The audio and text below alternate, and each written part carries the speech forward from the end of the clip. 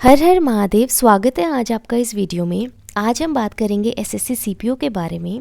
Exam date already announce हो चुकी हैं। 9 मई से आपके एग्ज़ाम है, यानी कि मोटा मोटी हमारे पास 4 महीने बचते हैं और इन 4 महीनों में आपको कैसे पढ़ना है, क्या पढ़ना है, पूरी ही स्ट्रेटजी की बात होगी।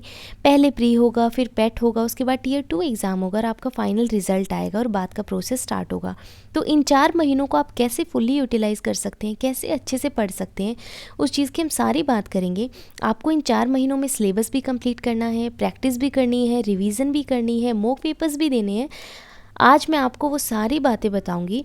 ये वीडियो आपके बहुत से क्वेश्चन का आंसर करेगा और आपके लिए काफ़ी हेल्पफुल भी रहेगा। देखिए, इन 4 महीनों में हमें 4 सब्जेक्ट पढ़ने हैं, मैथ्स, रीजनिंग, इंग्लिश और जीके, और साथ में हमें प्रीवियस ईयर क्वेश्चंस भी देने हैं। पेपर में आपसे 200 क्वेश्चन पूछे जाएंगे, 50 क्वेश्चन हर सेक्शन के रहेंगे, एक क्वेश्चन 1 नंबर का होगा और 1/4 हमारी नेगेटिव मार्किंग हो जाएगी। इसके बाद इन चारों सब्जेक्ट में से एक सब्जेक्ट आपके मेंस में भी आएगा जो कि इंग्लिश का है, तो इस हिसाब से इंग्लिश और भी ज़्यादा इम्पोर्टेंट हो जाता है। तो देखिए, आज जो हमारी वीडियो है वो आपको बताएगी कि कैसे आप टाइम को यूटिलाइज़ करें और कितने दिनों में आपको कौन सा सब्जेक्ट पढ़ना है, कहाँ से पढ़ना है, कौन से सोर्सेज आप यूटिलाइज़ कर सकते हैं और मॉक पेपर्स आपको कैसे देने हैं। तो 4 महीने में कौन कौन से सोर्सेज रहेंगे, किस सब्जेक्ट के रहेंगे, उसकी हम बात करते हैं। सबसे पहले हम बात करेंगे मैथ्स की। मैथ्स में आपको अर्थमेटिक और एडवांस 2 सेक्शन पढ़ने होते हैं। तो मैं आपको कहूँगी कि सबसे पहले आप अर्थमेटिक को स्टार्ट करना। एडवांस थोड़ा सा ट्रिकी है, तो अर्थमेटिक से क्वेश्चन भी ज़्यादा पूछे जाते हैं।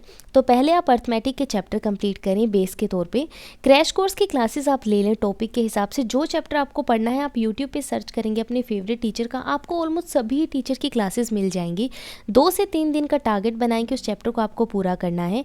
मैक्सिमम जो है 5 से 7 घंटे या 10 या 12 घंटे की क्लास हो सकती है क्रैश कोर्स वाली, डिपेंडिंग ऑन चैप्टर। जैसे कि ज्योमेट्रिक चैप्टर है जिसकी 15 से 17 घंटे की क्लास है अलग अलग टीचर्स की, तो आप अपने हिसाब से उसको डिवाइड कर लें दिनों में। मिनिमम क्लासेस 2 से 3 घंटे की भी हो सकती हैं, जैसे कि पार्टनरशिप हमारा चैप्टर है, पाइप एंड सिस्टम हमारा चैप्टर है, उसकी 1.5 घंटे 2 घंटे में ही आपका पूरा का पूरा चैप्टर कंप्लीट हो जाएगा विद प्रैक्टिस क्वेश्चन। तो आप इस हिसाब से क्रैश कोर्स की क्लासेस ले लें ताकि आपको इनसाइट रहे और चैप्टर आपको समझ में आ जाए। इन्हीं 2 से 3 दिन के दौरान आपको जो है चैप्टर के हिसाब से ही प्रीवियस ईयर क्वेश्चन भी सोल्व करने हैं। यानी कि आपको किसी भी बुक से, राकेश यादव, किरण, पिनैकल या कोई भी बुक आपके पास है, तो आप 30 से 40 क्वेश्चन रोज़ के सोल्व करें जैसे आपका चैप्टर चल रहा है।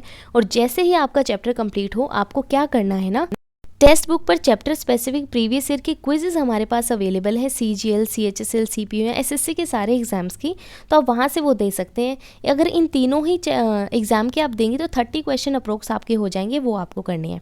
ऑलमोस्ट 30 से 35 चैप्टर हमारे पास है, यानी कि 70 से 80 दिन में आपका जो है मैथ्स कंप्लीट हो जाएगा जब आप क्रैश कोर्स से सोल्व करेंगे। या मान लीजिए 90 डेज भी आपको लग जाते हैं।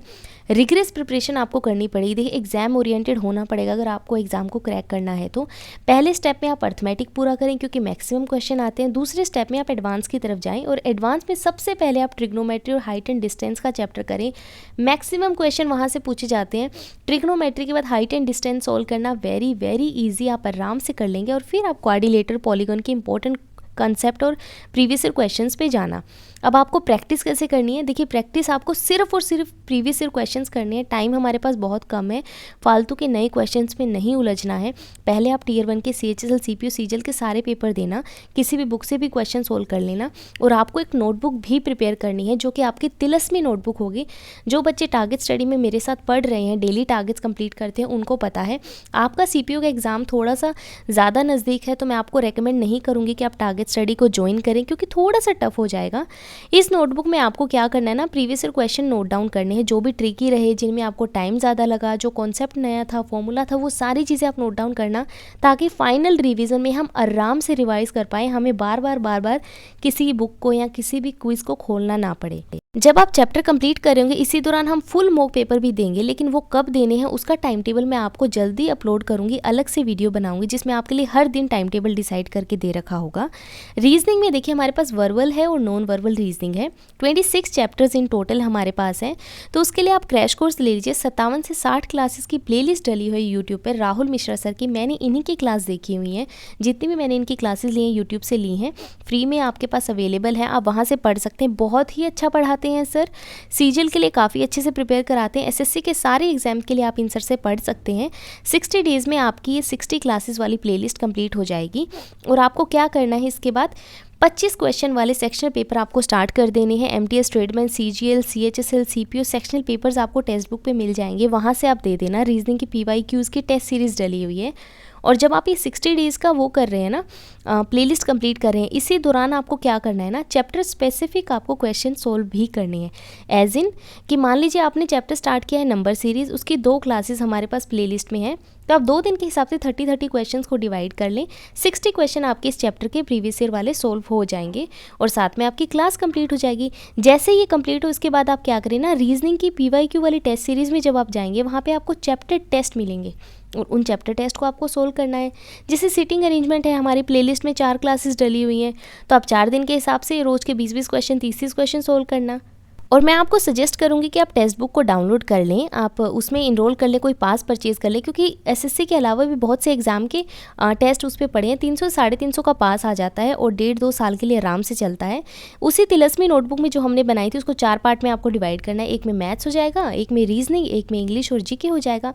अब आपको रीजनिंग वाले सेक्शन में क्या करना है, वो सारे क्वेश्चंस को नोट डाउन करना है क्विज़ देते टाइम, चैप्टर टेस्ट देते टाइम, जो आपसे बने नहीं, जो आपको ट्रिकी लगे, जो आपको लगा कि टाइम ज़्यादा ले रहे थे या फ्रीक्वेंटली बार बार पूछे जा रहे थे, ताकि जब फाइनल रिवीजन करें ना, आपके लिए ईजी हो जाए।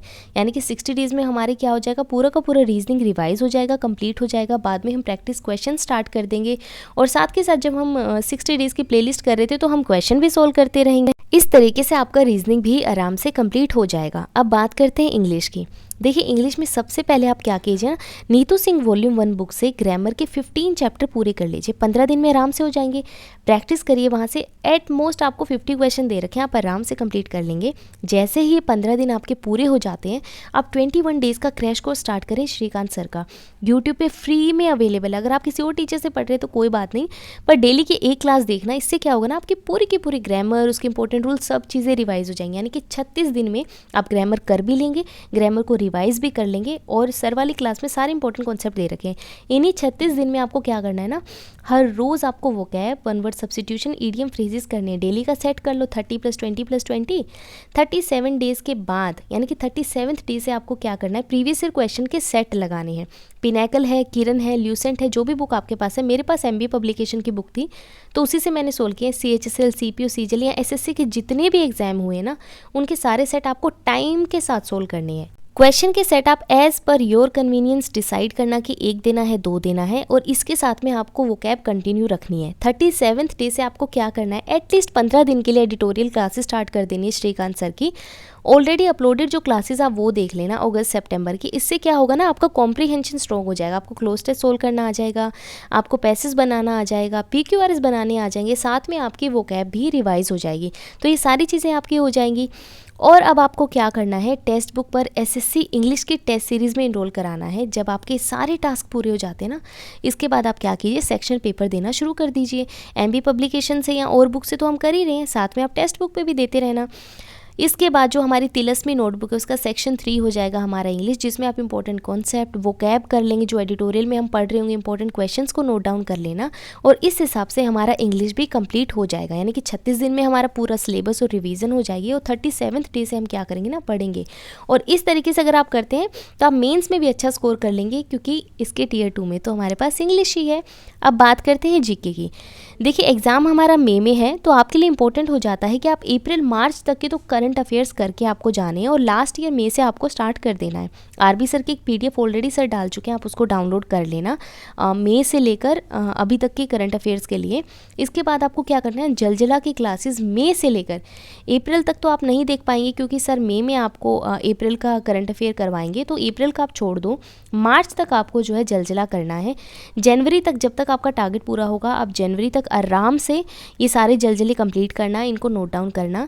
इससे क्या फ़ायदा होगा ना, आपको करंट के साथ साथ उस करंट टॉपिक से रिलेटेड स्टैटिक भी समझ में आ जाएगा। मेरी इन क्लासेस ने काफ़ी हेल्प की थी, और काफ़ी ज़्यादा प्यारी क्लासेस हैं। आप इनको देखना, इन पे आप ज़रूर रिलाई करना, आपको बिल्कुल डिसअपॉइंटमेंट नहीं होंगी। Very important classes. इसके बाद देखिए, बात हम करेंगे स्टैटिक की। स्टैटिक की अगर हम बात करें तो हमारे पास 7 सेक्शन है स्टैटिक में, history, geography, physics, chemistry, biology, economics और पॉलिटी।